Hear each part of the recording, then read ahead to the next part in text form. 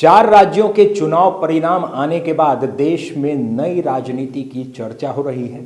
खासतौर पर लोग बिहार की तरफ देख रहे हैं। INDIA गठबंधन की बात हो रही है, साथ ही साथ नीतीश कुमार की बात हो रही है। नीतीश कुमार का क्या होगा? मुख्यमंत्री बिहार के हैं नीतीश कुमार। क्या INDIA गठबंधन उन्हें संयोजक बनाएगा?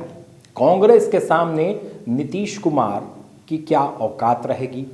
और इन चार राज्यों के रिजल्ट के बाद क्या होगा? बिहार की राजनीति के साथ साथ देश की राजनीति में क्या परिवर्तन आएंगे? देखिए, सबसे बड़ी बात कि भारतीय जनता पार्टी की अगर बात करें तो भारतीय जनता पार्टी हिंदुत्व की तरफ बढ़ती हुई एक सबसे उम्दा पार्टी मानी जा रही है। ख़ास तौर पर अगर हिंदुओं के राजनीति की बात करें, हिंदुओं के मुद्दों को लेकर आगे बढ़ने की बात करें तो भारतीय जनता पार्टी का नाम सबसे ऊपर आता है। एक लकीर पूरे देश में भारतीय जनता पार्टी ने खींच के रख दी है।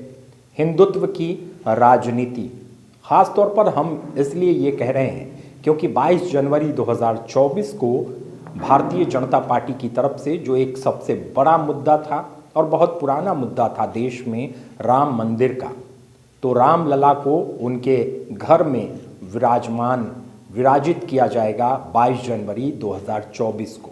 ये जो मोटी लकीर भारतीय जनता पार्टी ने खींच के रखी है, उस पर कहीं ना कहीं अब नीतीश कुमार भी चलते हुए नजर आ रहे हैं। उसका फायदा अब मुख्यमंत्री नीतीश कुमार भी उठाते हुए नजर आ रहे हैं।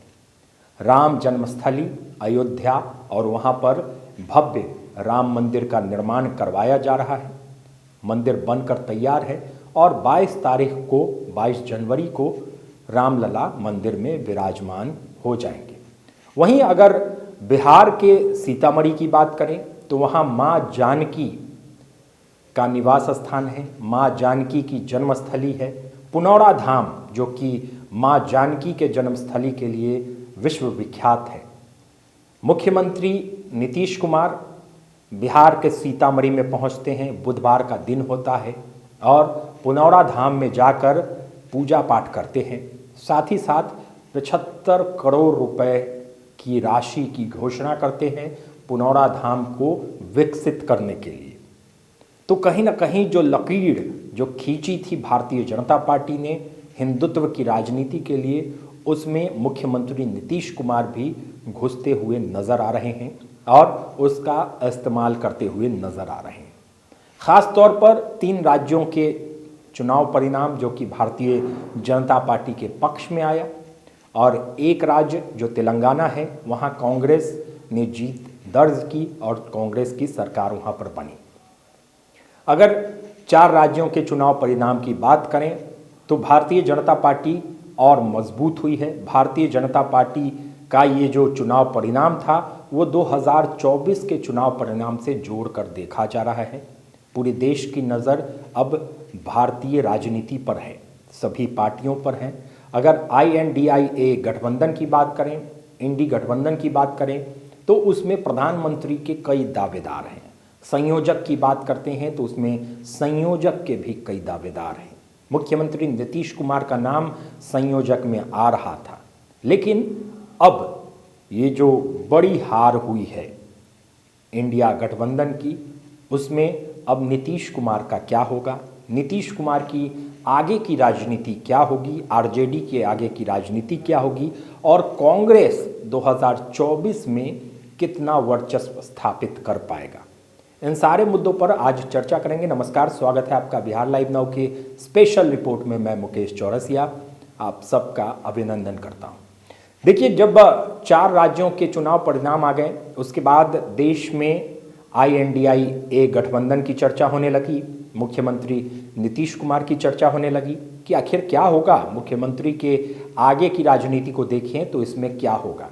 देखिए, अगर इस पूरे रिजल्ट को आप देखें तो उसमें सबसे बड़ी क्षति, सबसे बड़ा नुकसान जो है वो कांग्रेस को हुआ है। कांग्रेस जो कि हिंदी भाषी राज्यों में फिसड्डी साबित हुई, फेल हो गई और एक भी स्टेट में हिंदी भाषी में सरकार नहीं बना पाई।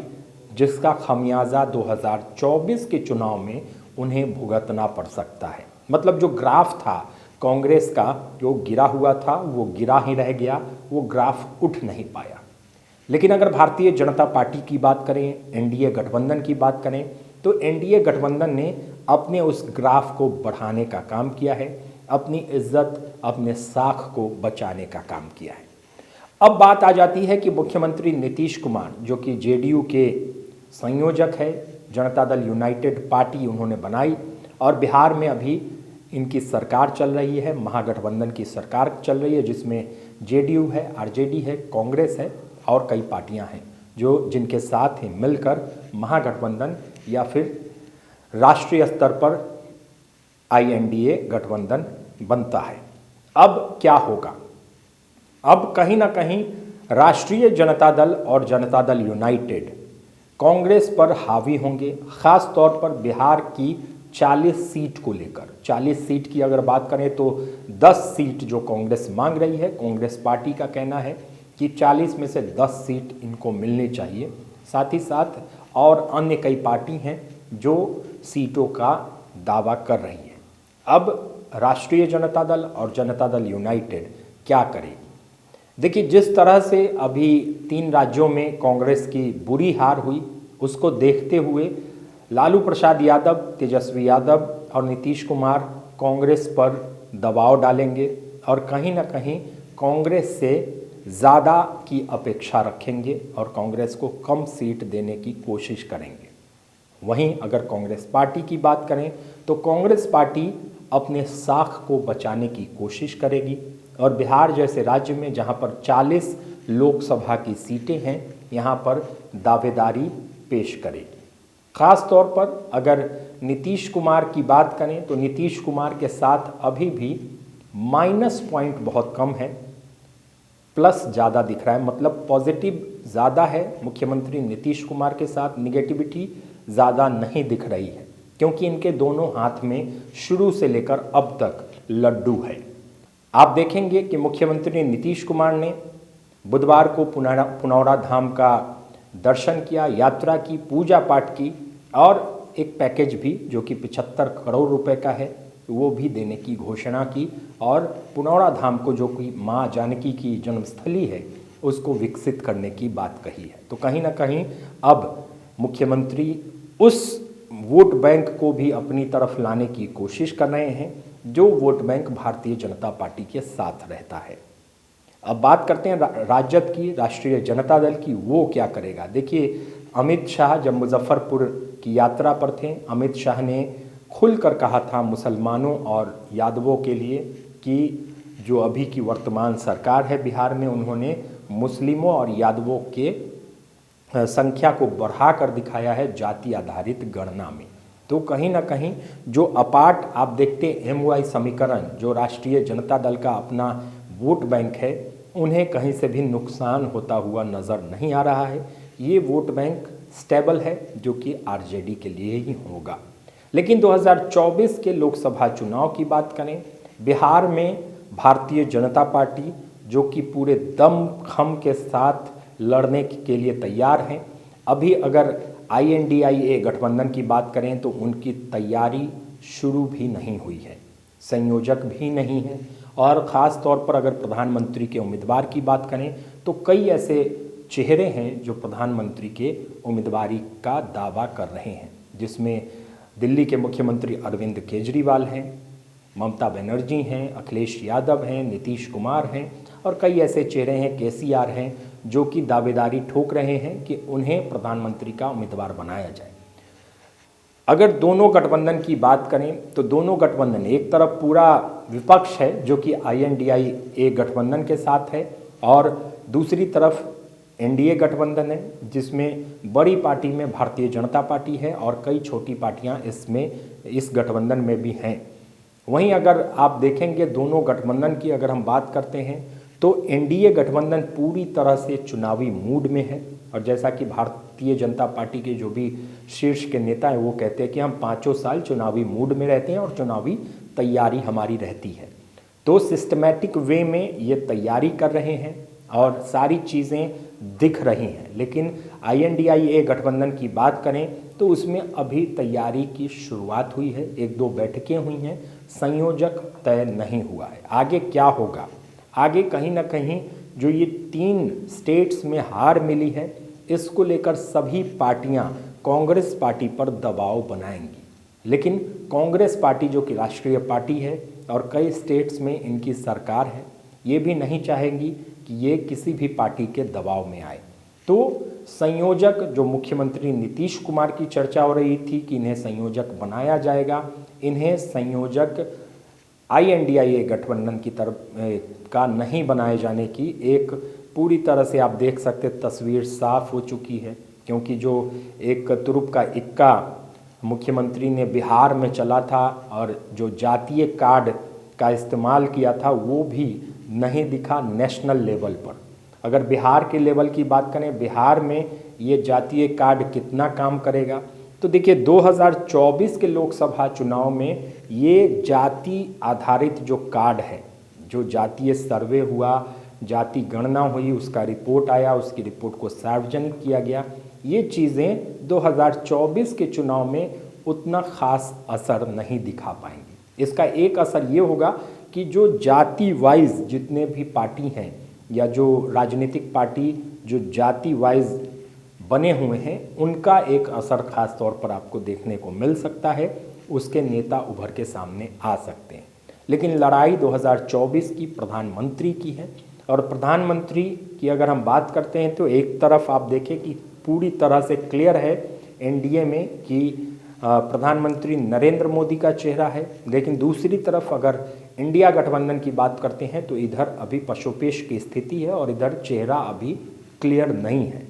दिसंबर जो कि आधा ख़त्म हो चुका है और अब हम दूसरे साल में, चुनावी साल में घुसने वाले हैं और अभी तक प्रधानमंत्री का चेहरा न होना कहीं ना कहीं आप इसको एक हार का कारण समझ सकते हैं। तैयारी जो कि ग्राउंड लेवल पर NDA की बहुत मजबूत है और ग्राउंड लेवल पर ये लोग बहुत बारीकी से तैयारी कर रहे हैं।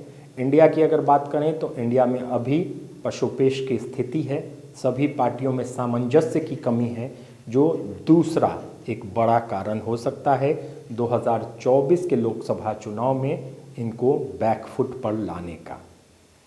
वहीं अगर जो लोग कह रहे हैं कि मुख्यमंत्री जो बिहार के नीतीश कुमार, उनके हाथ में क्या आएगा, तो देखिए मुख्यमंत्री नीतीश कुमार के हाथ में अभी भी फ़ायदा है। नुकसान की अगर बात करें तो अभी भी नुकसान में नज़र नहीं आ रहे हैं मुख्यमंत्री नीतीश कुमार। 2025 का चुनाव जो कि 2024 के लोकसभा चुनाव के ठीक बाद होना है, नीतीश कुमार की नज़र कहीं ना कहीं उस पर ज़्यादा है। अब लोकसभा चुनाव पर उनकी नज़र नहीं है, इसलिए इन चीज़ों को भी देखकर मुख्यमंत्री काम कर रहे हैं। ख़ास तौर पर जो पिच जो भारतीय जनता पार्टी ने बनाई है बिहार में, देश में, उस पिच का इस्तेमाल नीतीश कुमार करने लगे हैं। अब कितना ज़्यादा इस्तेमाल करते हैं, कितनी तेज़ी से इस्तेमाल करते हैं और हिंदुत्व के कार्ड को कितना ज़्यादा भुना पाते हैं, ये तो अभी कुछ दिनों में पता चल जाएगा। रही बात RJD और JDU की, तो RJD JDU में अगर आप देखें तो ना ही RJD को ज़्यादा नुकसान की संभावना बन रही है, ना ही JDU को। सबसे बड़ा नुकसान जो कि बिहार में लोकसभा चुनाव में किसी को होना है तो वो कांग्रेस का ही दिख रहा है।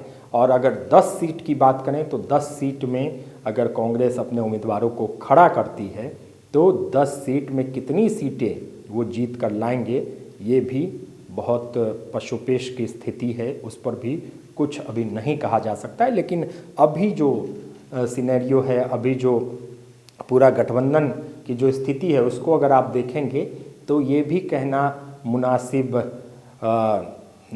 होगा कि 50% भी अगर कांग्रेस बिहार में अपनी सीटों को बचा लेती है, ये उनके लिए बहुत बड़ी बात होगी। क्योंकि बिहार में उनके कांग्रेस की साख बहुत कमज़ोर है। बिहार में अब न के बराबर कांग्रेस की स्थिति है। अगर लड़ाई की बात करेंगे तो लड़ाई में भारतीय जनता पार्टी, RJD और JDU हैं। ख़ास तौर पर अगर क्लियर बात करें तो नीतीश कुमार की स्थिति अभी भी उतनी खराब नहीं है जितनी चर्चा हो रही है, और नीतीश कुमार के दोनों हाथ में अभी भी लड्डू हैं, तो वो कुछ भी कर सकते हैं।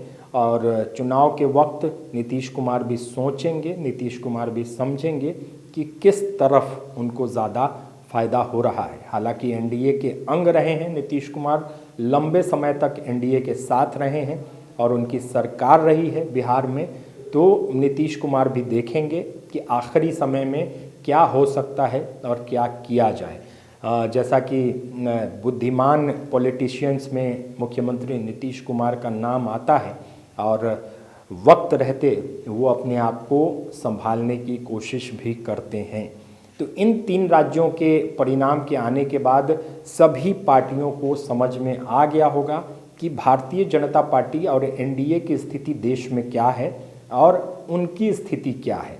साथ ही साथ अगर तैयारियों की बात करें तो एक तरफ जो ग्राफ है तैयारी का वो बहुत ज़्यादा ऊंचा दिख रहा है जो एनडीए का है, और इंडिया का ग्राफ बहुत नीचा दिख रहा है। तो उस पर भी इंडिया गठबंधन को सोचना होगा कि किस तरह से आगे की तैयारी की जाए कि 2024 के लोकसभा चुनाव में ज़्यादा से ज़्यादा सीटें ला सकें। हालांकि भारतीय जनता पार्टी पूरी तरह से आश्वस्त है कि उनको आधी सीट आ सकती है। अब देखना बड़ा दिलचस्प होगा कि इसमें 2-3 जो नेता हैं बिहार के उनकी क्या भूमिका होती है, जिसमें मुकेश सहनी भी एक ऐसे लीडर हैं जो कि अभी कहीं नहीं हैं। वहीं अगर आप बात करें चिराग पासवान की, उनकी क्या भूमिका रहेगी इस 2024 के चुनाव में, और कई छोटे छोटे जो लीडर हैं जिनकी छोटी छोटी पार्टियां हैं उनका रुझान किस तरफ होगा, तब 2024 की बात करने में और सहूलियत होगी और उसका डेटा और अच्छी तरह से निकाल कर हम विश्लेषण कर सकते हैं। हालांकि अभी जो फ़िलहाल आप देखेंगे तो फ़िलहाल आज जो मुख्यमंत्री नीतीश कुमार ने जो बुधवार को किया है और सीतामढ़ी गए हैं, वहाँ पर सीतामढ़ी जाकर पूजा अर्चना की है और पुनौरा धाम जो धार्मिक स्थल है, माँ जानकी की जन्मस्थली है, वहाँ एक बड़ी घोषणा की है। तो कहीं ना कहीं जो एक पिच बनाई थी भारतीय जनता पार्टी उसका इस्तेमाल अब मुख्यमंत्री बिहार में कर रहे हैं, देखने को मिल रहा है। तो आगे भी ये पूरा विश्लेषण जारी रहेगा, बने रहें बिहार लाइव नाउ के साथ। आज के लिए बस इतना ही, कल फिर होगी मुलाकात। नमस्कार।